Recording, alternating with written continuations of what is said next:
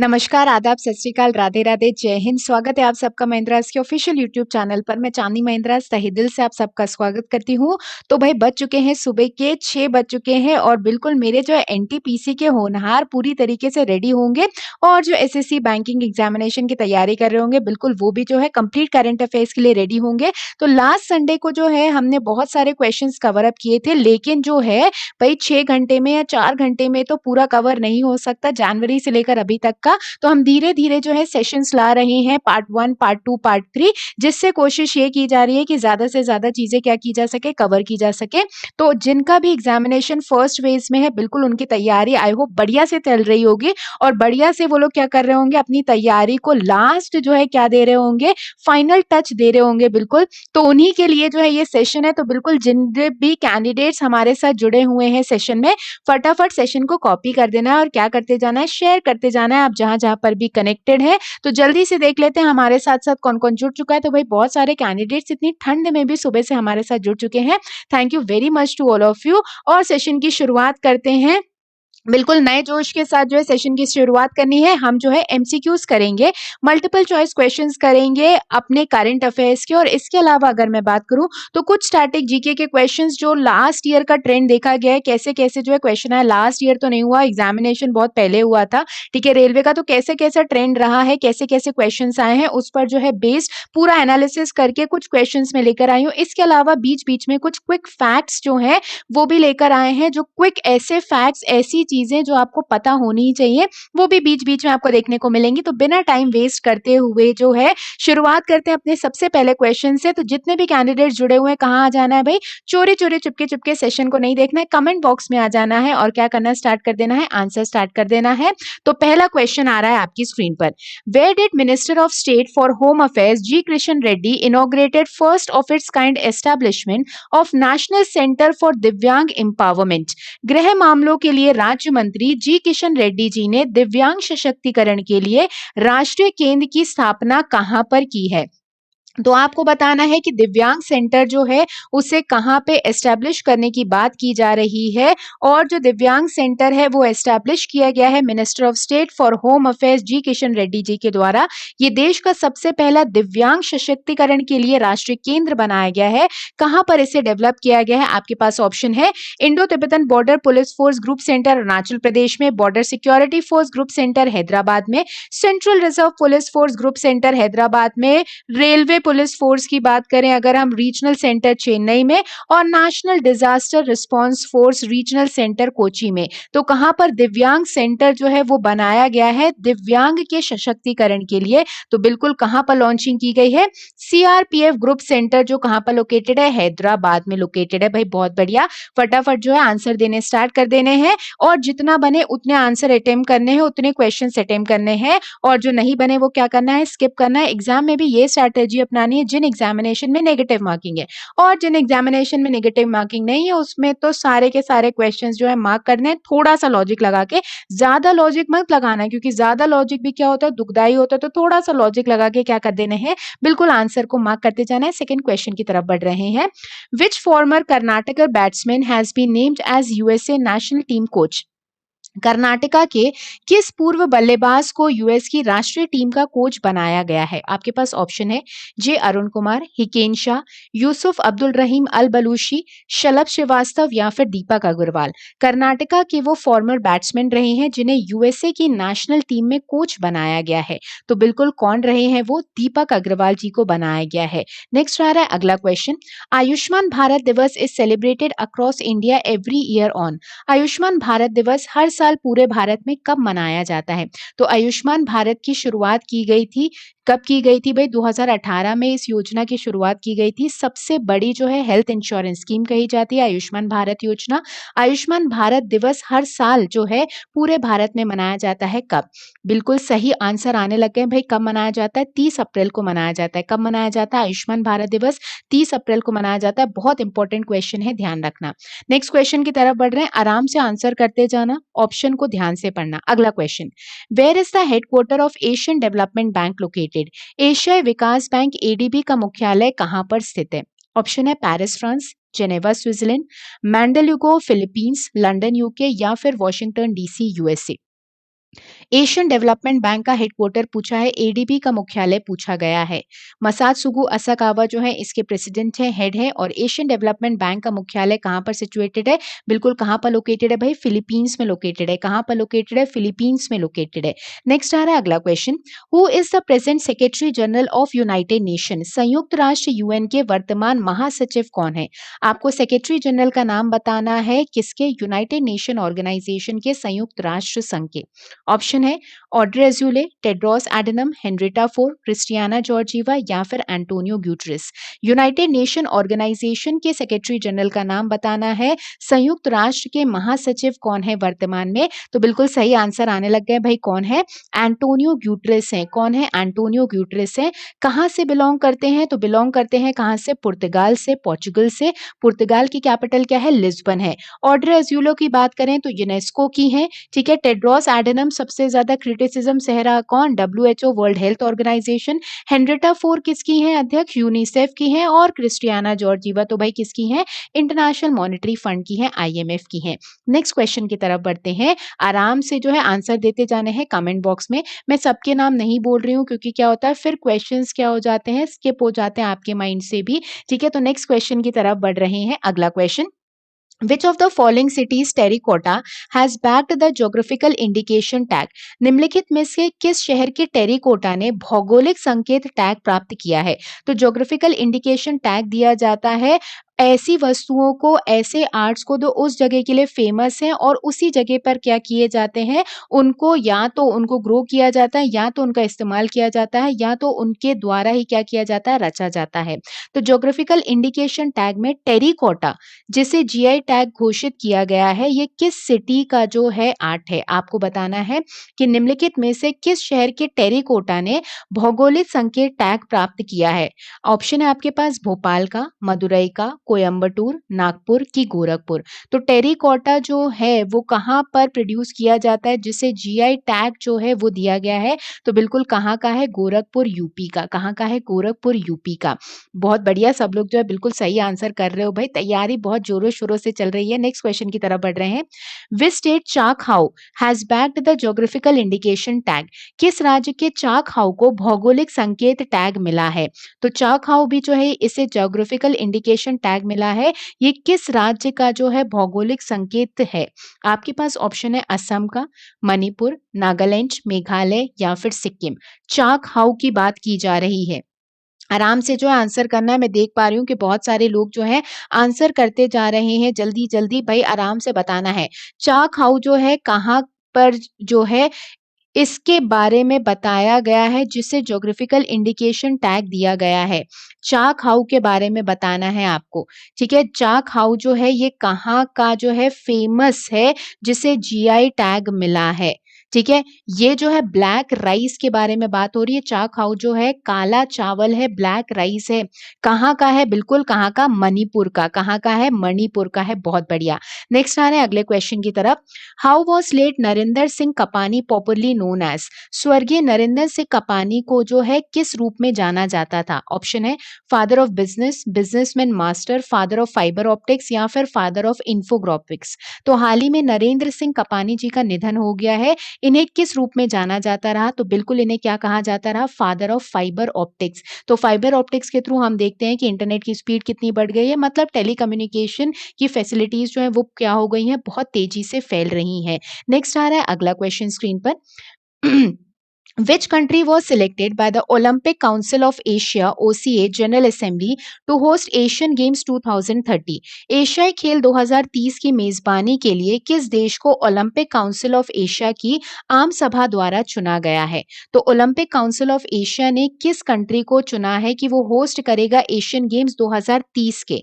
Option है Qatar, Saudi Arabia, China, Japan या फिर इंडोनेशिया। तो एशियन गेम्स 2030 के लिए किस कंट्री को जो है होस्ट रूप में जो है किया गया है, वो कौन सी कंट्री है? कतर है। कौन सी कंट्री है भाई? कतर है। कतर की कैपिटल क्या है? दोहा है। नेक्स्ट बात करें अगले क्वेश्चन की। लेबर डे और international workers day is observed each year on? श्रम दिवस या फिर अंतर्राष्ट्रीय श्रमिक दिवस प्रत्येक वर्ष कब मनाया जाता है? तो मजदूर दिवस की बात की जा रही है या फिर श्रमिक दिवस जो है हर साल कब मनाया जाता है? International labours day. ठीक है, तो आईएलओ इंटरनेशनल लेबर ऑर्गेनाइजेशन जो है उसने इस डे को सेलिब्रेट किया हुआ है। तो इंटरनेशनल लेबर्स डे मजदूर दिवस कब मनाया जाता है? तो बिल्कुल कब सेलिब्रेट किया जाता है भाई? 1 मई को मनाया जाता है। कब मनाया जाता है? 1st ऑफ मई को मनाया जाता है। नेक्स्ट क्वेश्चन की तरफ बढ़ रहे हैं। Maharashtra day and Gujarat day is celebrated in the Indian states of Maharashtra and Gujarat on dash every year. Maharashtra दिवस और गुजरात दिवस प्रत्येक वर्ष कब मनाया जाता है? मतलब महाराष्ट्र और गुजरात का फाउंडेशन डे कब सेलिब्रेट किया जाता है? स्थापना दिवस कब मनाया जाता है? ऑप्शन है 4 मई, 3 मई, 2 मई, 1 मई या फिर 30 अप्रैल। तो महाराष्ट्र और गुजरात का फाउंडेशन डे भी जो है वो कब सेलिब्रेट किया जाता है? 1 मई को। तो ध्यान रखना 1 मई को मजदूर दिवस, श्रमिक दिवस के साथ महाराष्ट्र और गुजरात का फाउंडेशन डे भी मनाया जाता है। भाई बहुत बढ़िया, सब लोग आंसर कर रहे हैं। फटाफट सेशन को क्या करते जाना है? शेयर करते जाना है और जितने भी कैंडिडेट जुड़े हुए हैं कहाँ जाना है? कमेंट बॉक्स में बिल्कुल आंसर देना स्टार्ट कर देना है। Next question, name the IIT Madras professor who has been chosen for the Nikkei Asia Prize 2020। IIT Madras के उस प्रोफेसर का नाम बताइए जिन्हें निकी एशियाई पुरस्कार 2020 के लिए चुना गया है। ठीक है, निकी एशियाई पुरस्कार जो है वो किस आईआईटी मद्रास प्रोफेसर को दिया गया है? जल्दी से बता दो भाई आंसर। ऑप्शन है आपके पास दबाली सिंह, टी प्रदीप, टी.एस. तिरुपति, सुरेश पटेल या फिर रमेश बाबू। तो निकी एशियाई पुरस्कार की बात हो रही है, निकी एशियाई प्राइज की बात हो रही है। ये जो है आईआईटी मद्रास के किस प्रोफेसर को दिया गया है? ठीक है, अगर मैं बात करूं तो सस्टेनेबल डेवलपमेंट में जो है ये पुरस्कार दिया जाता है। जल्दी से बता दो भाई ये पुरस्कार जो है किसे दिया गया है? ठीक है, तो निकी एशियाई जो पुरस्कार है वो सस्टेनेबल डेवलपमेंट सतत प्रयास के लिए दिया जाता है। चाहे वो साइंस एंड टेक्नोलॉजी की बात हो, इनोवेशन की बात हो, तो किसे दिया गया? आईआईटी मद्रास के प्रोफेसर टी प्रदीप को इस अवार्ड से नवाजा गया था। नेक्स्ट बात करें, अगले क्वेश्चन की तरफ बढ़ रहे हैं। अगला question, what is the name of the NASA first Mars helicopter which has been named by Vaneeza an Indian origin girl? NASA के पहले मंगल हेलीकॉप्टर का नाम क्या है जिसे भारतीय मूल की लड़की वेनिजा ने नाम दिया है? तो नासा का जो फर्स्ट मार्स हेलीकॉप्टर है उसका नाम दिया इंडियन ओरिजिन गर्ल वनीजा ने। उस नासा के फर्स्ट मार्स हेलीकॉप्टर का नाम क्या है? आपके पास ऑप्शन है कैंडोर, इंगॉट, मैग्नम, इंग्यूनिटी या फिर एक्कुकेड। नासा का जो फर्स्ट मार्स हेलीकॉप्टर था जिसका नाम इंडियन ओरिजिन गर्ल वनीजा ने दिया था उसका नाम क्या था? इंग्यूनिटी। उसका नाम क्या था? इंग्यूनिटी नाम था, याद रखना। नेक्स्ट आ रहा है अगला question, who is the author of the new book Shivaji in South Block the unwritten history of a proud people? नई पुस्तक Shivaji in South Block the unwritten history of a proud people के लेखक कौन है? तो ये बुक है, इसके ऑथर का नाम बताना है, शिवाजी इन साउथ ब्लॉक। आपके पास ऑप्शन है कृष्ण स्वामी जी, अजीत कुमार मोहंती जी, रामचंद्र गुहा, गिरीश कुबेर या फिर बोरिया मजूमदार। तो शिवाजी इन साउथ ब्लॉक ये जो बुक है ये किसके द्वारा लिखी गई थी? तो किसके द्वारा लिखी गई है? गिरीश कुबेर के द्वारा इस बुक को रचा गया है। नेक्स्ट आ रहा है अगला क्वेश्चन। अगले क्वेश्चन में आगे बढ़ने से पहले कुछ क्विक फैक्ट्स करते हैं और उससे रिलेटेड जो न्यूज़ रही है उसके बारे में बात करते हैं। तो जैसा कि हम सबको पता है कि हर साल राष्ट्रीय खेल पुरस्कार दिए जाते हैं, तो 2020 के राष्ट्रीय खेल पुरस्कारों के बारे में थोड़े से क्विक फैक्ट्स और इम्पोर्टेंट फैक्टर्स देख लेते हैं। ठीक, खेल पुरस्कार खेलों में उत्कृष्टता को पहचानने और पुरस्कृत करने के लिए हर वर्ष दिए जाते हैं। राजीव गांधी खेल रत्न पुरस्कार 4 वर्षों की अवधि में एक खिलाड़ी द्वारा खेल के क्षेत्र में शानदार और सबसे उत्कृष्ट प्रदर्शन के लिए दिया जाता है। अर्जुन पुरस्कार लगातार 4 वर्षों के उत्कृष्ट प्रदर्शन के लिए दिया जाता है। द्रोणाचार्य पुरस्कार प्रतिष्ठित अंतर्राष्ट्रीय खेल आयोजनों में पदक विजेता तैयार करने के लिए कोच को दिया जाता है। और ध्यानचंद पुरस्कार जो है खेलों में विकास में आजीवन योगदान के लिए दिया जाता है। और राष्ट्रीय खेल प्रोत्साहन पुरस्कार कॉर्पोरेट संस्थाओं, चाहे निजी चाहे सार्वजनिक क्षेत्र में, दोनों में ऐसे व्यक्तियों को दिया जाता है जिन्होंने खेल को बढ़ावा देने के लिए और उसके विकास के लिए एक महत्वपूर्ण भूमिका निभाई है। इसके अलावा इंटर यूनिवर्सिटी टूर्नामेंट में कुल मिलाकर शीर्ष प्रदर्शन करने वाली मौलाना अबुल कलाम आजाद विश्वविद्यालय को ट्रॉफी प्रदान की गई इस बार की 2020 की। इन खेल पुरस्कारों के अलावा मंत्रालय टेंगिंग नॉर्जे जो है नेशनल एडवेंचर पुरस्कार प्रदान करके देशों के लोगों के बीच रोमांच की भावना को भी मान्यता देता है। इस वर्ष खेल पुरस्कारों की बड़ी संख्या में आवेदन प्राप्त हुए थे, जिस पर न्यायमूर्ति सेवानिवृत्त मुकुंदम शर्मा की अध्यक्षता वाली चयन समिति ने विचार किया और अन्य सदस्यों ने प्रख्यात खिलाड़ी को क्या किया है, अनुभव रखने वाले खिलाड़ियों को शामिल किया और उन्हें खेल पुरस्कार दिए हैं। तो पूरी की पूरी कमेटी बनी थी राष्ट्रीय खेल पुरस्कारों के लिए। किसकी अध्यक्षता में? न्यायमूर्ति मुकुंद शर्मा जी की अध्यक्षता में जो है इस कमेटी को बनाया गया था। पुरस्कारों को इस बार जो है वर्चुअल माध्यम से दिया गया था। रामनाथ कोविंद जी के द्वारा, राष्ट्रपति के द्वारा कब प्रदान किए जाते हैं?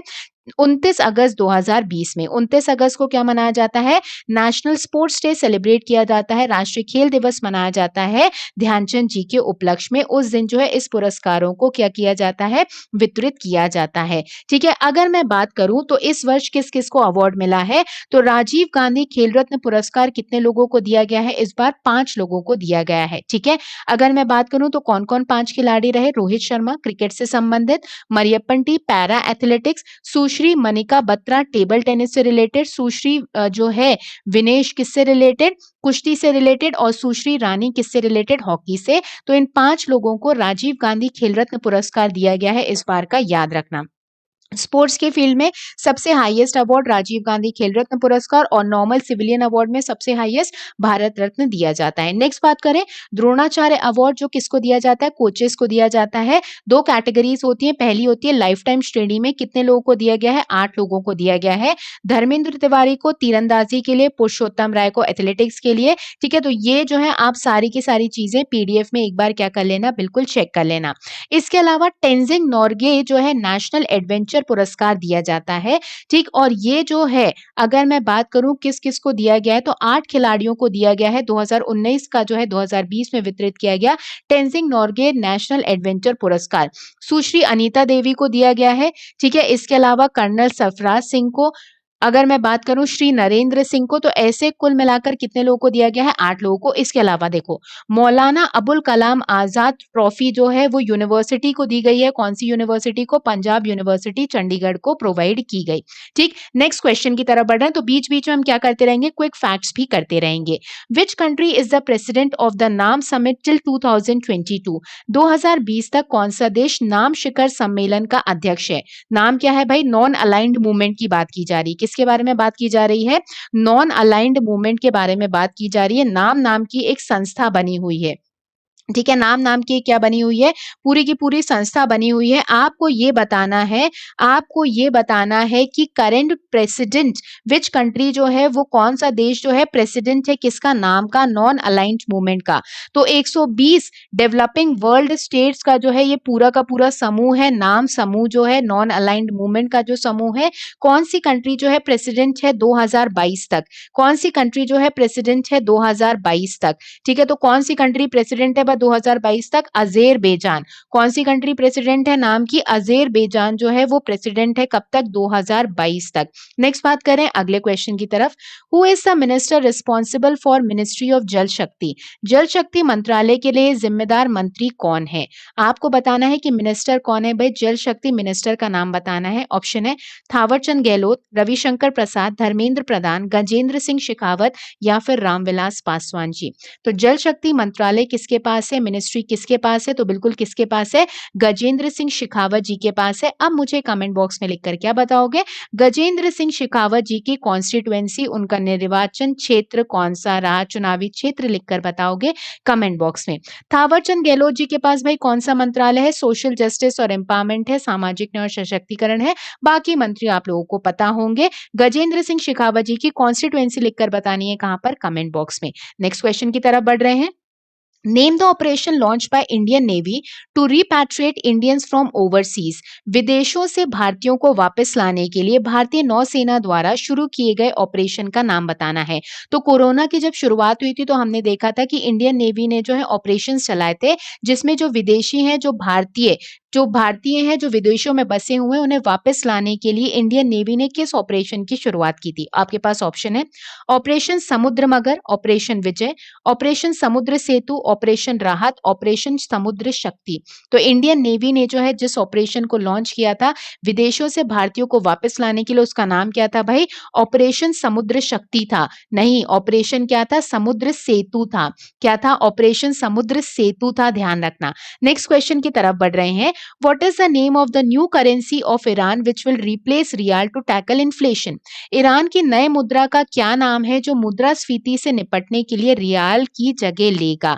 ठीक है, तो अगर मैं बात करूं तो ईरान ने अपनी नई करेंसी जो है रियाल को रिप्लेस करने के लिए लॉन्च की है। बहुत ज्यादा इन्फ्लेशन मुद्रास्फीति की कंडीशन बन रही थी, तो रियाल को रिप्लेस करके ईरान जो है वो कौन सी करेंसी लेकर आया। ऑप्शन है आपके पास 1 डोंग, बेहत, तोमान या फिर लीरा। जल्दी से बता दो भाई, ईरान जो है उसने रियाल जो है करेंसी अपनी त्याग दी और कौन सी करेंसी को अपना लिया। जल्दी से बता दो आंसर। भाई बहुत बढ़िया, आंसर आने लग गए। किसको अपना लिया, किसको अपना लिया, तोमान को अपना लिया। किसको अपना लिया, तोमान को अपना लिया। किसको अपना लिया, तोमान को अपना लिया। ठीक है ना, तो बहुत ज्यादा इन्फ्लेशन की सिचुएशन जो है चल रही थी। ईरान की कैपिटल क्या है भाई, तेहरान है। ईरान की कैपिटल क्या है, तेहरान है। करेंसी रियाल थी। जो इन्फ्लेशन की वजह से ईरान ने कौन सी करेंसी अपना ली, तोमान नाम की करेंसी अपना ली। 1 किसकी करेंसी है भाई, साउथ कोरिया और नॉर्थ कोरिया की करेंसी है। डोंग किसकी है, वियतनाम की है। बेहत किसकी है, थाईलैंड की है। अब कमेंट बॉक्स में जो है लिख कर बताना है आपको कि लीरा कौन कौन सी कंट्री की करेंसी है। लीरा जो है किस देश की मुद्रा है, किस कंट्री की करेंसी है। नेक्स्ट बात करें अगले क्वेश्चन की तरफ। World athletics day is celebrated every year on. विश्व एथलेटिक्स दिवस हर साल कब मनाया जाता है। तो देखो डेज में से क्वेश्चन आने के चांसेस बहुत ज्यादा हैं, क्योंकि बहुत सारे डेज जो है आपको देखने को मिलेंगे। जो इंपॉर्टेंट डेज हैं जहां से क्वेश्चन आने के सबसे ज्यादा चांसेस हैं उसे मैं कवर कर रही हूँ। वर्ल्ड एथलेटिक्स डे कब मनाया जाता है। ऑप्शन है 4 मई, 5 मई, 6 मई, 7 मई या 8 मई। वर्ल्ड एथलेटिक्स डे, विश्व एथलेटिक्स दिवस जो है हर साल कब मनाया जाता है। तो बिल्कुल कब मनाया जाता है वर्ल्ड एथलेटिक्स डे भाई, 7 मई को मनाया जाता है। कब सेलिब्रेट किया जाता है, 7 मई को। 8 मई को क्या रहता है, रेड क्रॉस डे रहता है, ये भी इंपॉर्टेंट है। 8 मई को क्या रहता है, रेड क्रॉस डे रहता है, ये भी इंपॉर्टेंट है। Next question, who is the CEO of NITI Aayog. NITI Aayog के सीईओ कौन है, आपको बताना है नीति आयोग के सीईओ का नाम। ऑप्शन है आपके पास अमिताभ कांत जी, राजीव कुमार, तरुण बजाज, एनके सिंह, सुनील अरोड़ा। सीईओ बताना है आपको किसके, नीति आयोग के। सीईओ बताना है आपको किसके, नीति आयोग के। फटाफट बता दो भाई, सीईओ कौन है नीति आयोग के। जल्दी से बता दो, सीईओ बता दो किसके, नीति आयोग के। नीति आयोग क्या है, national institution for transforming India. National institution for transforming India. CEO बताना है आपको नीति आयोग के। तो बिल्कुल कौन है सीईओ, अमिताभ कांत जी हैं। और एक बात ध्यान रखना, सीईओ को चुनने का काम किसका है, अपॉइंट करने का काम किसका है, नीति आयोग के चेयरमैन मतलब प्रधानमंत्री का काम है, प्राइम मिनिस्टर का काम है। नीति आयोग, प्लानिंग कमीशन, योजना आयोग जो पंचवर्षीय योजनाएं बनाता था, उसे सरकार ने 2014 में क्या किया, एबॉलिश किया, खत्म किया। और 1 जनवरी 2015 से सरकार किसे ले आई, नीति आयोग को, national institution for transforming India.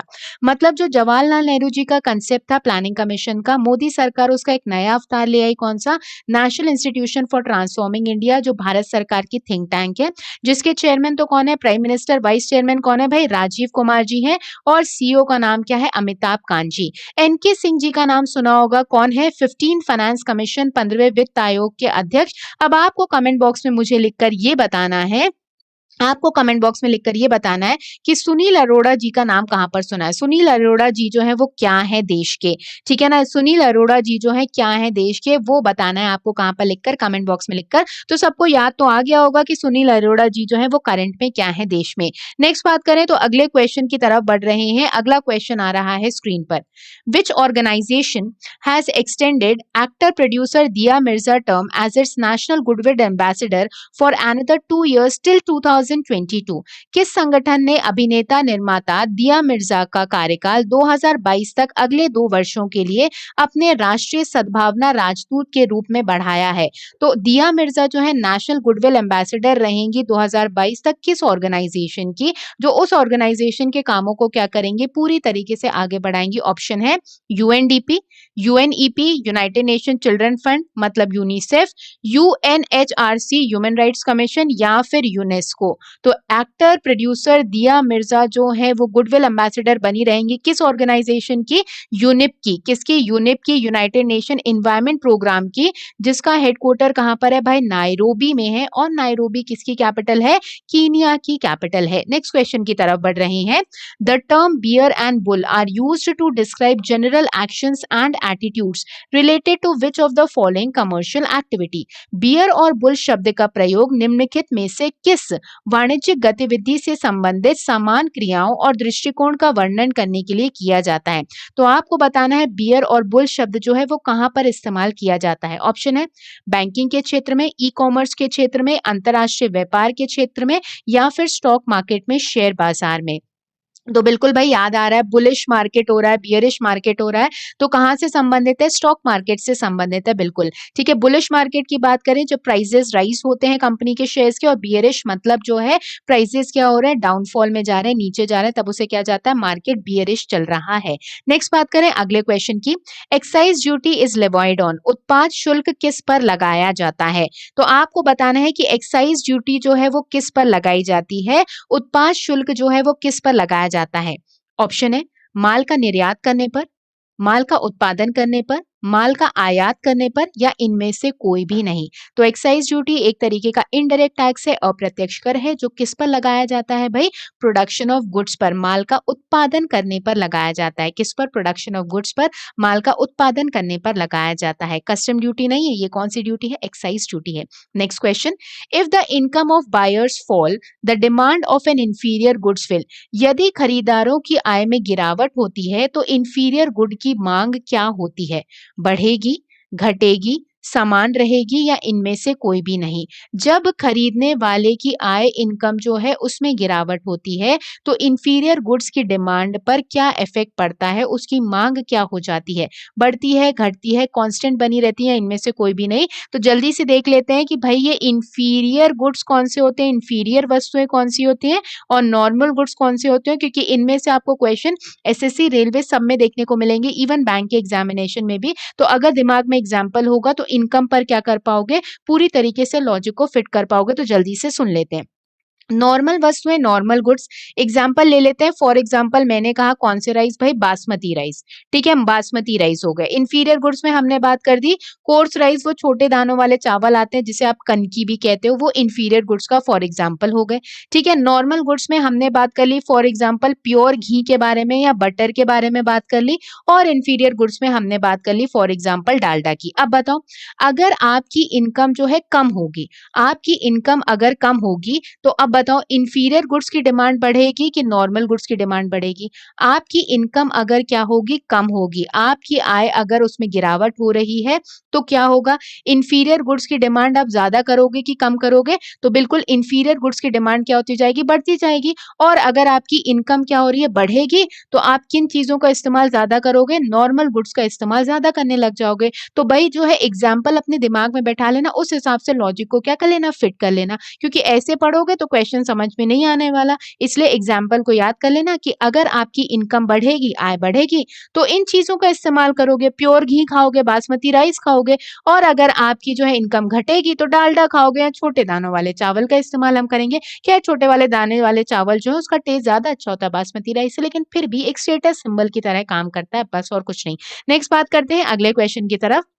World economic outlook report is published by which of the following, विश्व आर्थिक आउटलुक रिपोर्ट निम्नलिखित में से किसके द्वारा प्रकाशित की जाती है? तो आपको बताना है कि वर्ल्ड इकोनॉमिक आउटलुक रिपोर्ट जो है कौन सी ऑर्गेनाइजेशन रिलीज करती है। ऑप्शन है आईएमएफ, वर्ल्ड बैंक, आरबीआई, या फिर United Nation conference on trade and development UNCTAD. तो वर्ल्ड इकोनॉमिक आउटलुक जिसमें देश की जो है नहीं बल्कि वर्ल्ड की इकोनॉमिक स्थिति के बारे में बताया जाता है, ये रिपोर्ट कौन सी ऑर्गेनाइजेशन निकालती है? तो कौन सी निकालती है? आईएमएफ, इंटरनेशनल मॉनेटरी फंड निकालती है, अंतरराष्ट्रीय मुद्रा कोष इसे क्या करती है, लॉन्च करती है। Next question, the secretariat of SAARC is set up at, SAARC का सचिवालय कहां पर स्थापित किया गया है? आपको कुछ नहीं, सार्क का हेडक्वार्टर बताना है। सार्क क्या है? South Asian association of regional cooperation, Dakshesh. ये जो दक्षेश समूह है ये कितनी कंट्रीज का समूह है भाई? 8 कंट्रीज का समूह है दक्षेश समूह। मुख्यालय बताना है, और 8 कंट्रीज को मैंने पहले भी बताया है, एमबीबीएस पेन से याद रखना है, या आप जिस ट्रिक से याद रख पाओ। 8 कंट्रीज के नाम याद रखने हैं, मालदीव, भूटान, बांग्लादेश, श्रीलंका, पाकिस्तान, अफगानिस्तान, इंडिया, नेपाल। तो सार्क का मुख्यालय बिल्कुल कहां पर लोकेटेड है? काठमांडू, नेपाल में लोकेटेड है। कहां पर स्थित है भाई? काठमांडू, नेपाल में स्थित है। नेक्स्ट क्वेश्चन की तरफ बढ़ रहे हैं। Name the Director General of World Trade Organization who has announced his resignation later this year. विश्व व्यापार संगठन के महानिर्देशक का नाम बताइए जिन्होंने इस वर्ष के अंत तक में जो है अपने इस्तीफे की घोषणा की है। तो director general world trade organization के जिन्होंने इस्तीफा दिया, रेजिग्नेशन दिया है, वो कौन है? आपके पास ऑप्शन है मोहिद्दीन यासिन, जोस एंजल ग्यूरिया, मोहम्मद बारकिंडो, रॉबर्ट अजीवेडो या फिर लिम जॉक हुई। जल्दी से बता दो भाई, वर्ल्ड ट्रेड ऑर्गेनाइजेशन के डायरेक्टर जनरल जिन्होंने रिजाइन कर दिया है, ठीक है, अब वो नहीं है वर्ल्ड ट्रेड ऑर्गेनाइजेशन के डायरेक्टर जनरल। किन्होंने रिजाइन किया? रॉबर्टो अजीवेडो ने। वर्ल्ड ट्रेड ऑर्गेनाइजेशन के कौन थे? अध्यक्ष रॉबर्टो अजीवेडो थे, उन्होंने क्या किया? रिजाइन किया। वर्ल्ड ट्रेड ऑर्गेनाइजेशन का हेडक्वार्टर कहाँ पर है भाई? जेनेवा स्विट्जरलैंड में है। वर्ल्ड ट्रेड ऑर्गेनाइजेशन का नाम पहले क्या हुआ करता था? GATT, general agreement and tariff and trade. इसे बदलकर 1 जनवरी 1995 में क्या ले आए? वर्ल्ड ट्रेड ऑर्गेनाइजेशन को लेकर आए। नेक्स्ट क्वेश्चन की तरफ बढ़ रहे हैं। Where is the headquarter of commonwealth of nations? राष्ट्रमंडल का मुख्यालय कहां पर स्थित है? तो कॉमनवेल्थ ऑफ नेशंस जो है कंट्रीज का समूह है, राष्ट्रमंडल का मुख्यालय कहां पर स्थित है? ऑप्शन है Paris France, Geneva, Malaysia, London या फिर न्यूयॉर्क। तो आपको बताना है हेडक्वार्टर कॉमनवेल्थ ऑफ नेशंस का, राष्ट्रमंडल का मुख्यालय कहां पर स्थित है। तो बिल्कुल सही आंसर आने लग गए भाई। कहां पर लोकेटेड है राष्ट्रमंडल का मुख्यालय? बिल्कुल कहां पर लोकेटेड है भाई?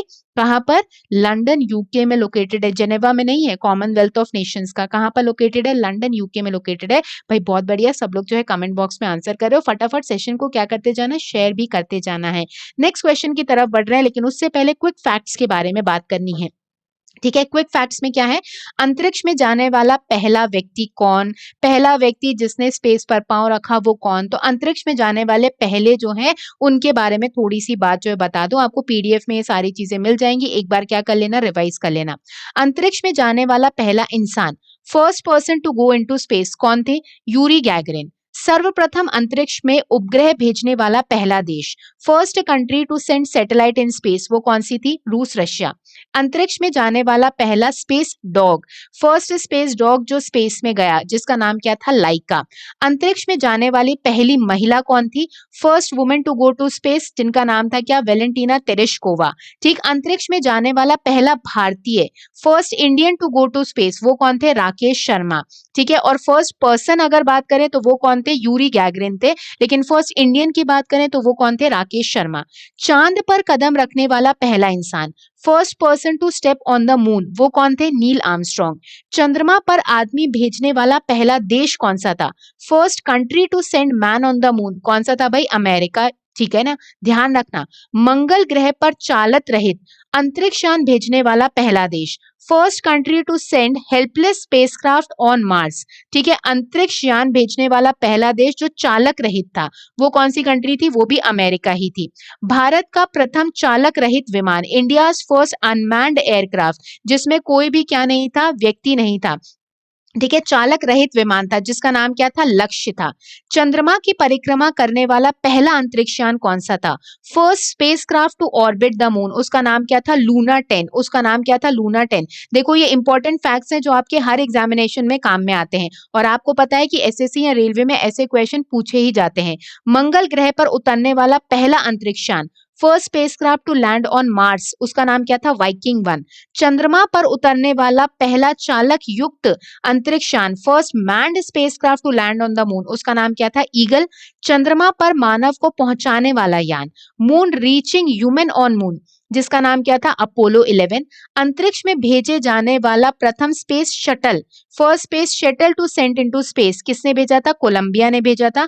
सबसे अधिक उम्र का अंतरिक्ष यात्री, ओल्डेस्ट एस्ट्रोनॉट, कार्ल जी हैंड्रिच, वो थे सबसे क्या? अंतरिक्ष में जाने वाले अधिक उम्र के सबसे पहले एस्ट्रोनॉट। नेक्स्ट, सबसे कम उम्र का अंतरिक्ष यात्री, यंगेस्ट एस्ट्रोनॉट, गेरेमान तितोव। अंतरिक्ष में जाने वाली प्रथम teacher, first teacher to go to space, जिनका नाम था क्या? शेरिन क्रिस्टा मैकगुफिफ, जो अमेरिका से बिलोंग करती हैं। अंतरिक्ष में जाने वाली पहली अमेरिकी महिला, वो कौन थी? सैली राइड थी। अंतरिक्ष में विचरण करने वाली पहली महिला, first women to travel in space, जिनका नाम क्या था? श्वेतलता स्विट्स्केवी। फर्स्ट भारतीय ठीक है। फर्स्ट इंडियन वुमेन एस्ट्रोनॉट कौन थी भाई? कल्पना चावला जी थी। सबसे अधिक दिनों तक अंतरिक्ष में रहने वाले यात्री स्पेस ट्रैवलर का नाम वेलेरी पोलोकोव। 2 बार अंतरिक्ष में जाने वाला पहला यात्री, first passenger to travel the space twice, जिनका नाम क्या था? Colonel Vladimir Komarov. ठीक है ना, कॉलोनल थे। अंतरिक्ष यान से बाहर निकलने वाला पहला व्यक्ति, first person to fly out of the spacecraft, जिनका नाम क्या था? जिनका नाम क्या था? एलेक्सी लेन विफोर्मा, जो बिलोंग करती थी कहां से? अमेरिका से थी। तो ये कुछ इंपॉर्टेंट फैक्ट्स हम बीच बीच में करते रहेंगे, आपको पीडीएफ में भी मिल जाएंगे, तो बिल्कुल एक बार क्या कर लेना, एक बार इसका क्विक रिविजन कर लेना। आई होप जो है इंपॉर्टेंट चीजें यहाँ पे बताई जा रही हैं, तो आई होप जो है ये आपके काम में आएंगी एग्जामिनेशन में, और जल्दी से आप सबका क्या हो जाए? सिलेक्शन हो जाए, बस यही कामना है हम सबकी। नेक्स्ट क्वेश्चन की तरफ बढ़ रहे हैं भाई। FIFA under 17 women's world cup has been rescheduled for February 17 and March 7, 2021. But which country will host the FIFA Under 17 Women's World Cup in 2022? अब सुनो, फीफा का अंडर 17 वुमेन्स वर्ल्ड कप जो है 2021 में होना था, लेकिन फिर से इसे रीशेड्यूल कर दिया गया है। मतलब पहले 2020 में होना था, फिर रीशेड्यूल किया गया कि 2021 में होगा, पैंडेमिक की वजह से, कोरोना की वजह से। अब कहा गया कि फिर से रीशेड्यूल कर दिया गया 2022 में। तो FIFA under 17 women's world cup 2022 कौन सी कंट्री जो है वो होस्ट करेगी? आपके पास ऑप्शन है बेल्जियम, फ्रांस, ब्राजील, इंग्लैंड या फिर India. Under 17 women's world cup 2022 कौन सी कंट्री जो है होस्ट करेगी? तो वो कौन सी है? हमारा प्यारा भारत। ठीक है, इंडिया होस्ट करेगा अंडर 17 विमेन्स वर्ल्ड कप 2022 में। नेक्स्ट आ रहा है अगले क्वेश्चन की तरफ। Which of the following states सोराइक-होवर painting has bagged the geographical indication tag? निम्नलिखित में से किस राज्य की सोराइक-होवर पेंटिंग ने भौगोलिक संकेत टैग प्राप्त किया है? तो जीआई टैग एक और निकल कर आया है, सोराइक-होवर पेंटिंग। ये कहाँ की पेंटिंग है जिसे जीआई टैग दिया गया है? आपके पास ऑप्शन है झारखंड, कर्नाटका, मध्य प्रदेश, गुजरात या फिर तमिलनाडु। तो बिल्कुल भाई सही आंसर आने लग गए, कहाँ की है? झारखंड की है। कहाँ की है? झारखंड की है। Next question, which of the following state Telia Rumal has bagged the geographical indication tag? निम्नलिखित में से किस राज्य के तेलिया रुमाल ने भौगोलिक संकेत प्राप्त किया है? तो तेलिया रुमाल है, ठीक है, ये जो है अलग मटेरियल से बनाया जाता है, तेलिया रुमाल है, इसे जीआई टैग मिला है, किस राज्य का है ये? तो टी से ही याद रखना कहाँ का है? कहाँ का है? तेलंगाना का। त्रिपुरा मत कराना, कहाँ का है? तेलंगाना का तेलिया रुमाल। तो टीई से तेलंगाना, टीई से तेलिया रुमाल है। अब कौन कौन सी जगहों को और जो है कौन कौन से स्टेट्स के अलग अलग प्रोडक्ट्स को जीआई टैग मिला है, उसके बारे में थोड़ी सी बात कर लेते हैं। अब सुनना ध्यान से, जीआई टैग 2020 के बारे में बात कर रहे हैं। जीआई टैग अथवा भौगोलिक चिन्ह जो है किसी भी उत्पाद के लिए एक चिन्ह होता है जो कुछ विशिष्ट उत्पाद, कृषि, प्राकृतिक, हस्तशिल्प और औद्योगिक सामान को दिया जाता है, जो कि एक निश्चित भौगोलिक क्षेत्र में 10 वर्ष या उससे अधिक समय से उत्पन्न या निर्मित हो रहा है, और यह सिर्फ उसकी उत्पत्ति के आधार पर ही होता है। ठीक है, नेक्स्ट बात, आर्ध वाक्य की अगर हम बात करें तो इसे कहा जाता है अतुल्य भारत की अमूल्य निधि। ठीक है, ज्योग्राफिकल इंडिकेशन जो है डिपार्टमेंट, ये काम करता है मिनिस्ट्री के अंडर, जो काम करता है, ठीक है, ministry of commerce and industry के अंडर ये जीआई टैग प्रोवाइड किए जाते हैं, जिसकी टैगलाइन क्या है? अतुल्य भारत की अमूल्य निधि, invaluable treasures of incredible India. सबसे अधिक जीआई टैग जो है वो कर्नाटका के पास है फिलहाल में। दार्जिलिंग की चाय पहला उत्पाद या पहला भौगोलिक संकेत उसे क्या दिया गया था? प्रोवाइड किया गया था। कब? 2004 में उसे मिला था, किसको? दार्जिलिंग की चाय को। अब अगर हम नेक्स्ट बात करें तो कौन कौन से इंपॉर्टेंट जीआई टैग्स जो हैं वो दिए गए 2020 में। एक तो तेलिया रुमाल हमने देख लिया, सुनना ध्यान से। तेजपुर लीची कहाँ की है? असम की। मिर्ची डाले खुर्सीनी, मिर्च डाले खुर्सीनी, ये कहाँ की है? सिक्किम की। मिंदोली केला, जिसे मोयरी केला भी कहा जाता है, ये कहाँ का है? गोवा का। हरमल मिर्च भी कहाँ की है? गोवा की। तोहारी मीठे पकवान खाजे, ये भी कहाँ के हैं? गोवा के। ठीक है, इसके अलावा थामपंटी लकड़ी की नक्काशी की है तमिलनाडु की। कश्मीरी केसर जम्मू एंड कश्मीर का। तंजावुर नीति वर्क और अरुम्बर लकड़ी पर नक्काशी कहाँ की? तमिलनाडु की। कोहबर और सोराही मिट्टी के दीवारों पर उकेरी जाने वाली कला कहलाती है, कहाँ की? झारखंड हजारीबाग की, जिसे जीआई टैग मिला है। ठीक है, इसके अलावा खोलची मिर्च भी कहाँ की है? गोवा की। और कौन सी देखी थी? हरमल मिर्च भी कहाँ की थी? गोवा की। काले चावल चखाऊ, अभी हमने बात की थी, कहाँ के थे? मणिपुर के। गोरखपुर का टेरिकोटा, ये कहाँ का? गोरखपुर यूपी का। कोवलपट्टी की कदाई मिठाई मूंगफली की कैंडी होती है, ये भी कहाँ की है? तमिलनाडु की। तो ये कुछ इंपॉर्टेंट जीआई टैग्स रहे हैं किसके? 2020 के। और अभी एक देख लिया कौन सा रुमाल? तेलिया रुमाल, ये कहाँ का? तेलंगाना का। ठीक है, तो इंपॉर्टेंट है। 10 वर्ष या उसके अधिक जो है वहीं पर बन रही है ये चीजें, या फिर उसका निर्माण उसी जगह पर हो रहा है, तो उन्हें क्या दे दिया जाता है? जीआई टैग दे दिया जाता है, ज्योग्राफिकल इंडिकेशन टैग दे दिया जाता है। नेक्स्ट जो है क्वेश्चन की तरफ बढ़ रहे हैं। अगला क्वेश्चन आ रहा है स्क्रीन पर।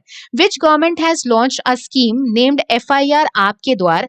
किस राज्य सरकार ने एफआईआर आपके द्वार नामक योजना शुरू की है? तो भाई पुलिस के ऑफिशियल्स आएंगे आपके पास, खुद ही आएंगे आपके द्वार पर और एफआईआर जो है फाइल करेंगे। एफआईआर क्या होता है? First information report. एफआईआर क्या होता है? First information report. तो एफआईआर आपके द्वार ये किस राज्य सरकार के द्वारा योजना शुरू की गई? तो बिल्कुल कौन सी राज्य सरकार?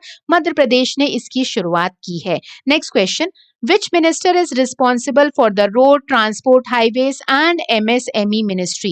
सड़क परिवहन राजमार्ग और MSME मंत्रालय के लिए कौन से मंत्री जिम्मेदार हैं? तो आपको जो है लघु उद्योग मंत्रालय जो है वो कौन संभाल रहा है, उनका नाम बताना है। तो बिल्कुल नाम आ गए हैं। कौन है भाई? नितिन गडकरी जी हैं। कौन है? नितिन गडकरी जी हैं। और नितिन गडकरी जी का चुनावी क्षेत्र क्या है? नागपुर ही है। तो इनके पास रोड, ट्रांसपोर्ट, हाईवेज के अलावा लघु उद्योग मंत्रालय भी है, MSME मिनिस्ट्री भी है, ये ध्यान रखना। Next question. Who among the following become the first Indian to win the Fed Cup Heart Award? निम्नलिखित में से कौन फेड कप हार्ट अवार्ड जीतने वाला पहला भारतीय बना है? आपके पास ऑप्शन है साइना नेहवाल, श्रीकांत किदम्बी, सानिया मिर्जा, साई प्रणीत या फिर PV Sindhu. Fade Cup Heart award जो है सबसे पहली बार फर्स्ट इंडियन को जो है दिया गया है। कौन जो है फर्स्ट इंडियन बना है जिसे फेड कप हार्ट अवार्ड से नवाजा गया है? और बिल्कुल वो कौन रही? सानिया मिर्जा रही। कौन रही? सानिया मिर्जा रही। बहुत सारे लोगों को जो है बहुत सारी चीजें सानिया मिर्जा को कौन कौन से अवार्ड्स, ऑटोबायोग्राफीज याद आ रही होंगी। नेक्स्ट क्वेश्चन की तरफ बढ़ रहे हैं। Where is the headquarter of insurance regulatory and development authority of India located? भारतीय बीमा विनियामक और विकास प्राधिकरण का मुख्यालय कहां पर स्थित है? तो insurance regulatory development authority of India का मुख्यालय पूछा गया है, जो पहले न्यू दिल्ली में हुआ करता था, फिर हेडक्वार्टर को शिफ्ट कर दिया गया। और IRDAI का मुख्यालय कहां पर लोकेटेड है भाई? हैदराबाद में लोकेटेड है। कहां पर लोकेटेड है? हैदराबाद में लोकेटेड है अब IRDAI का हेडक्वार्टर। नेक्स्ट क्वेश्चन की तरफ बढ़ रहे हैं। अगला क्वेश्चन आ रहा है स्क्रीन पर। Balbir Singh senior, a 3-time Olympic medal winning legend, has passed away. With sports he was associated? 3 बार के ओलंपिक पदक विजेता दिग्गज बलबीर सिंह सीनियर का निधन हो गया है। वह किस खेल से संबंधित थे?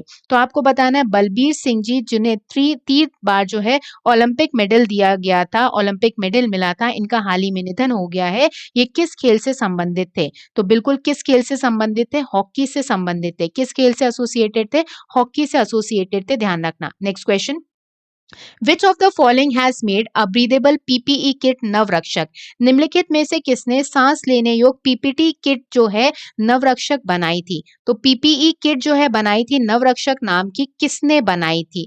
PPE किट जो है किसने बनाई थी? जल्दी से बता दो। ठीक है, PPE किट, PPE का फुल फॉर्म क्या होता है भाई? Personal protective equipment. PPE का फुल फॉर्म क्या होता है? Personal protective equipment. तो नवरक्षक नाम की PPE किट बनाई थी जो सांस लेने योग्य थी, मतलब इस तरीके से उसमें मटेरियल लगा था कि आसानी से ब्रीथ कर पा रहे थे। किसने बनाई थी? इंडियन नेवी ने बनाई थी, भारतीय जल सेना ने बनाई थी, ध्यान रखना। नेक्स्ट आ रहा है अगला question. What is the capital of Uganda? आपको बताना है युगांडा की कैपिटल क्या है। जल्दी से बता दो, मैं कमेंट बॉक्स देख रही हूँ। युगांडा की कैपिटल बताना है। ऑप्शन है किगाली, कंपाला, आदिस अबाबा, ठीक है, इसके अलावा अंतरियानवीरो या फिर पोर्ट लुइस। तो युगांडा की बतानी है आपको क्या? कैपिटल, राजधानी बतानी है युगांडा की। तो बिल्कुल सही आंसर आने लग गए भाई सबके। युगांडा की कैपिटल क्या है? कंपाला। और युगांडा की करेंसी की बात करें तो युगांडियन क्या चलता है यहाँ पे? शिलिंग चलता है। क्या चलता है? शिलिंग चलता है। जल्दी से बता दो कमेंट बॉक्स में लिखकर, किगाली भाई किसकी कैपिटल है? जल्दी से कमेंट बॉक्स में लिखकर बता दो तो, किगाली किसकी कैपिटल है? आदिस अबाबा तो किसकी है भाई? इथोपिया की कैपिटल है। किसकी है? इथोपिया की कैपिटल है। ठीक है, किगाली किसकी कैपिटल है बता दो। मैंने जानबूझकर क्वेश्चन दिया है। किगाली किसकी है? रवांडा की है। किगाली किसकी है? रवांडा की है। ठीक है ना। और जो है एंटेनावीरो बताओगे कमेंट बॉक्स में, और पोर्ट लुइस लिखकर बताओगे कि किसकी कैपिटल है। नेक्स्ट आ रहा है अगला क्वेश्चन, लेकिन उससे पहले जो है कुछ क्विक फैक्ट्स कर रहे हैं जिसमें हम बात कर रहे हैं प्रमुख क्रांतियों की, मतलब रेवोल्यूशंस की। आप सुनते हो कौन कौन से revolution, green revolution, white revolution, blue revolution, black revolution. तो प्रमुख क्रांतियां कौन कौन सी हैं उसकी इंपॉर्टेंट क्विक फैक्ट्स देख लेते हैं जल्दी से। हरित क्रांति खाद्यान्न उत्पादन से रिलेटेड है। श्वेत क्रांति मतलब सफेद व्हाइट रेवोल्यूशन, दुग्ध उत्पादन से। नीली क्रांति मत्स्य उत्पादन से, ठीक है। इसके अलावा भूरी क्रांति किससे रिलेटेड है, उर्वरक उत्पादन से। भूरी क्रांति मतलब ग्रे रेवोल्यूशन जो है किससे रिलेटेड है, फर्टिलाइजर प्रोडक्शन से। किससे रिलेटेड है, फर्टिलाइजर प्रोडक्शन से। रजत क्रांति की बात करें, व्हाइट रेवोल्यूशन नहीं है, रजत क्रांति है, सिल्वर रेवोल्यूशन है। किससे रिलेटेड है, अंडे के उत्पादन से, ठीक। पीली क्रांति येलो रेवोल्यूशन, तिलहन ऑयल सीड से।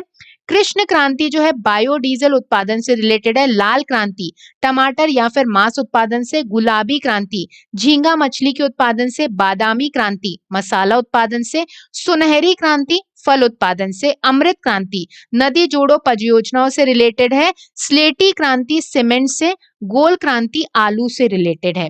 इंद्रधनुष क्रांति सभी क्रांतियों पर निगरानी रखने के लिए है। सनराइज या फिर सूर्योदय क्रांति इलेक्ट्रॉनिक उद्योग के विकास के लिए। गंगा क्रांति भ्रष्टाचार के खिलाफ सदाचार पैदा करने के लिए। सदाबहार क्रांति जैव तकनीकी के लिए। सेफ्रॉन क्रांति केसर से संबंधित। इसके अलावा अगर मैं बात करूं हरित सोना क्रांति बांस उत्पादन से। मूक क्रांति मोटे अनाजों के। परामणि क्रांति भिंडी उत्पादन से। ग्रीन गोल्ड क्रांति चाय उत्पादन से। खाद्य श्रृंखला क्रांति भारतीय कृषकों की 2020 तक आमदनी को दुगना करने के लिए, जिसका बदलकर स्टेटस कर दिया गया है कब तक, 2022 तक।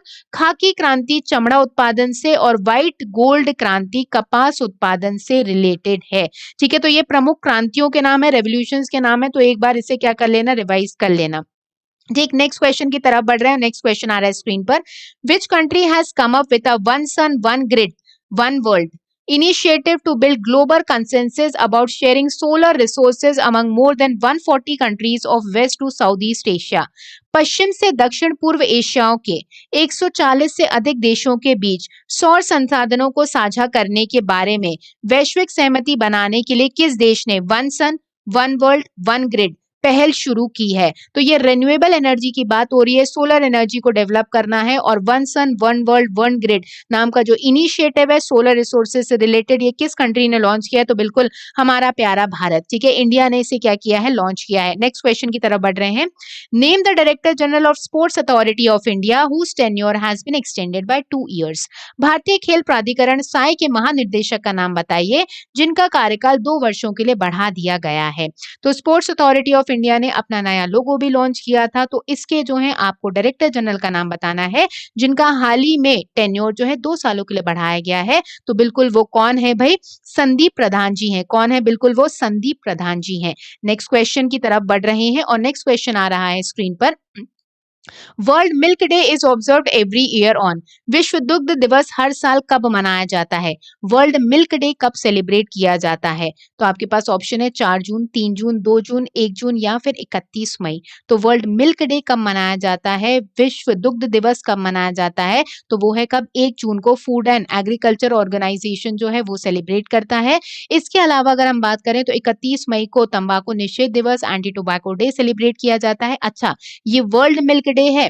और राष्ट्रीय दुग्ध दिवस नेशनल मिल्क डे जो है व्हाइट रेवोल्यूशन के जनक वर्गीस कुरियन जी के उपलक्ष्य में मनाया जाता है। कब ये मनाया जाता है, कब, 26 नवंबर को, जिस दिन संविधान दिवस भी मनाया जाता है और लॉ डे भी सेलिब्रेट किया जाता है। नेक्स्ट आ रहा है अगला question. Where is the headquarter of bank for international settlement located? Bank of international settlement का मुख्यालय कहां पर स्थित है? तो ये एक इंटरनेशनल बैंक की तरह काम करता है जिसे हम BIS के नाम से जानते हैं। और बैंक ऑफ इंटरनेशनल सेटलमेंट का हेडक्वार्टर कहां पर लोकेटेड है? बेसिल में जो जगह है, कहां पर, स्विट्जरलैंड में। तो कहां पर लोकेटेड है? बेसिल, स्विट्जरलैंड में लोकेटेड है। Next question. Mudra thermal power station is located in which Indian state? Mudra thermal power station Bharat के किस राज्य में स्थित है? तो आपको बताना है मुद्रा थर्मल पावर स्टेशन कहां पर लोकेटेड है। ऑप्शन है गुजरात, कर्नाटका, यूपी या फिर हरियाणा। तो मुद्रा थर्मल पावर स्टेशन बिल्कुल कहां पर लोकेटेड है? गुजरात में लोकेटेड है। Next question. The Sumangal web portal has been launched by which state to provide intercaste marriage incentive? Sumangal web portal किस राज्य द्वारा अंतर जातीय विवाह प्रोत्साहन प्रदान करने के लिए शुरू किया गया है? ठीक है, तो अगर मैं बात करूं सुमंगल वेब पोर्टल जो है इंटरकास्ट मैरिज अगर कोई कर रहा है तो उसे इंसेंटिव प्रोवाइड करती है वो राज्य सरकार। तो बिल्कुल वो कौन सा राज्य है भाई? ओडिशा है, ठीक है, तो ओडिशा के चीफ मिनिस्टर नवीन पटनायक जी ने 2 वेब पोर्टल्स लॉन्च किए थे अक्टूबर में। एक था ओडिशा स्टेट स्कॉलरशिप पोर्टल और दूसरा था सुमंगल पोर्टल। अगर कोई इंटरकास्ट मैरिज कर रहा है तो उसके लिए इस पोर्टल को बनाया गया था, तो सरकार जो है इंसेंटिव प्रोवाइड करती है। तो बिल्कुल जो है कास्ट बेस्ड मैरिजेस जो होती हैं, जिस पर जो है बहुत ज़्यादा नकेल कसी जाती है ओडिशा में, तो इंटरकास्ट मैरिज पर जो है इंसेंटिव प्रोवाइड करने के लिए सुमंगल वेब पोर्टल की शुरुआत की गई ओडिशा सरकार के द्वारा। Next question, which Indian movie has recently bagged an award at the 14 Asian Film Awards 2020? हाल ही में 14वें एशियाई फिल्म पुरस्कार 2020 में किस भारतीय फिल्म को पुरस्कार मिला है? तो 14 एशियन फिल्म अवार्ड्स के बारे में बात की जा रही है। किस इंडियन मूवी को अवार्ड दिया गया है? आपके पास ऑप्शन है आर्टिकल 15, गली बॉय, केसरी या फिर मणिकर्णिका। तो कौन सी मूवी रही जिसे 14 एशियन फिल्म अवार्ड से नवाजा गया? वो कौन सी मूवी रही? गली बॉय रही। कौन सी रही? गली बॉय रही है। नेक्स्ट बात करें, अगले क्वेश्चन की तरफ बढ़ रहे हैं। Which day was observed as international internet day? अंतर्राष्ट्रीय इंटरनेट दिवस के रूप में जो है किस दिन को मनाया जाता है? तो भाई इंटरनेट ने कोरोना के समय लोगों की बहुत मदद की है डिप्रेशन से बाहर उभारने के लिए। अगर शायद इंटरनेट या टेलीविजन नहीं होते तो बहुत सारे लोग डिप्रेशन में चले गए होते। इंटरनेशनल इंटरनेट डे कब सेलिब्रेट किया जाता है? तो बिल्कुल कब मनाया जाता है? 29 अक्टूबर को मनाया जाता है। कब मनाया जाता है? 29 अक्टूबर को जो है वो सेलिब्रेट किया जाता है। नेक्स्ट बात करें अगले क्वेश्चन की। What is the capital of Tajikistan? आपको तजाकिस्तान की राजधानी बतानी है। आपको तजाकिस्तान की क्या बतानी है? कैपिटल बतानी है। जल्दी से बता दो भाई, तजाकिस्तान की कैपिटल क्या है? तजाकिस्तान की राजधानी क्या है? मैं कमेंट बॉक्स में देख रही हूँ। तजाकिस्तान की कैपिटल जो है वो क्या है? आपके पास ऑप्शन है अशगाबत, अंकारा, विक्टोरिया, दुशांबे या फिर कोनाक्री। तो सेंट्रल एशियन कंट्रीज इंपॉर्टेंट है, Tajikistan, Kazakhstan, Uzbekistan, Turkmenistan. Tajikistan की कैपिटल बिल्कुल कौन सी है? दुशांबे है। और तजाकिस्तान की करेंसी की बात करें तो वो कौन सी है? सुमोनी है। कौन सी है? सुमोनी है। Next question, which electronics conglomerate has topped the list of world's best employer 2020 published by Forbes? किस इलेक्ट्रॉनिक समूह ने फोर्ब्स द्वारा प्रकाशित विश्व के सर्वश्रेष्ठ नियोक्ता 2020 की सूची में सबसे ऊपर रहा है? तो वर्ल्ड्स बेस्ट एम्प्लॉयर कौन सी जो है कंपनी बनी है? इलेक्ट्रॉनिक्स कंपनी फोर्ब्स के अकॉर्डिंग सबसे ज्यादा जो है एम्प्लॉयमेंट प्रोवाइड की गई है और बेस्ट एम्प्लॉयर बनी है एम्प्लॉयज के लिए, वो कौन सी बनी है? सैमसंग। सैमसंग कहाँ की कंपनी है? साउथ कोरिया की कंपनी है। Next question, Indo-Tibetan Border Police observed their which edition of Raising Day on 24th of October? Bharat Tibet Seema police ने 24 अक्टूबर को दिवस बनाने के लिए अपना कौन सा संस्करण का अवलोकन किया है? तो कुछ नहीं, आईटीबीपी की बात हो रही है, Indo Tibetan border police force की, जिसने 24 अक्टूबर को अपना रेजिंग डे मनाया है, स्थापना दिवस जो है वो मनाया है। कौन से नंबर का स्थापना दिवस जो है मनाया गया है? आईटीबीपी का। तो आईटीबीपी का आपको बताना है कि कौन से नंबर का स्थापना दिवस जो है मनाया गया है Indo Tibetan border police force का। तो बिल्कुल कौन से नंबर का बनाया गया है? 59th नंबर का बनाया गया है। 1962 में बना था कौन? Indo Tibetan border police force, जिसका हेडक्वार्टर कहां पर है? न्यू दिल्ली में। और होम अफेयर्स मिनिस्ट्री जो है इसे पूरी तरीके से क्या करती है? कंट्रोल करती है। बहुत पूछे जाते हैं ऐसे question. Next question, recently which country has decided that no service will be provided to people who don't wear a mask? हाल ही में किस देश ने यह फैसला लिया था कि मास्क ना पहनने वाले लोगों को कोई सेवा प्रदान नहीं की जाएगी? ठीक है, मास्क ना पहनने वाले लोगों को कोई सेवा प्रदान नहीं की जाएगी। तो ऐसा किस कंट्री ने कहा था? तो इंडिया ने तो डेफिनेटली नहीं कहा होगा, क्योंकि यहाँ के लोग मानने को तैयार नहीं। कौन सी कंट्री ने कहा था? बांग्लादेश ने कहा था। कौन सी कंट्री ने ये रूल निकाला है? बांग्लादेश ने ये रूल निकाला है। भाई बहुत बढ़िया, सब लोग जो आंसर कर रहे हैं, very good. Next question, badminton world federation is located in which country? Badminton world federation किस देश में स्थित है? तो आपको बताना है BWF बैडमिंटन वर्ल्ड फेडरेशन का हेडक्वार्टर, तो बिल्कुल ये कहां पर लोकेटेड है? ऑप्शन है लंदन, म्यूनिक, लोसान या फिर कुआलालंपुर मलेशिया।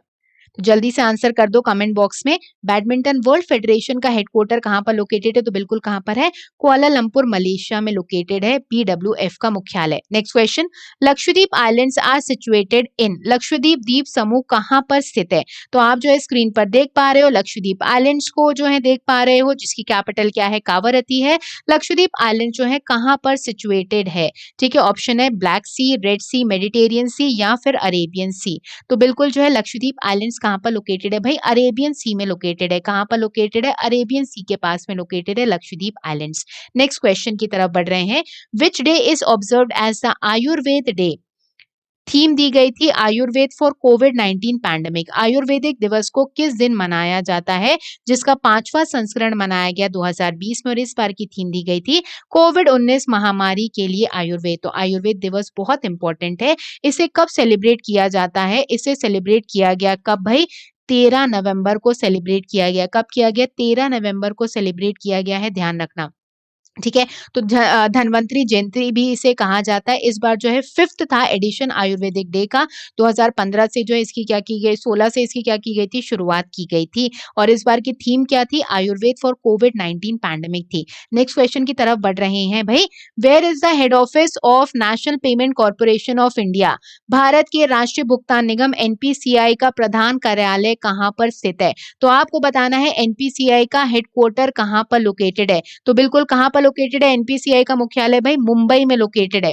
ठीक है, कहाँ पर लोकेटेड है? एनपीसीआई का मुंबई में लोकेटेड है। 2008 में बना था national payment corporation of India और जिसके सीईओ का नाम क्या है? दिलीप आसपे जी हैं। जिसके सीईओ कौन है? दिलीप आसपे जी हैं। नेक्स्ट क्वेश्चन की तरफ बढ़ रहे हैं। Namdapha national park is located in which state?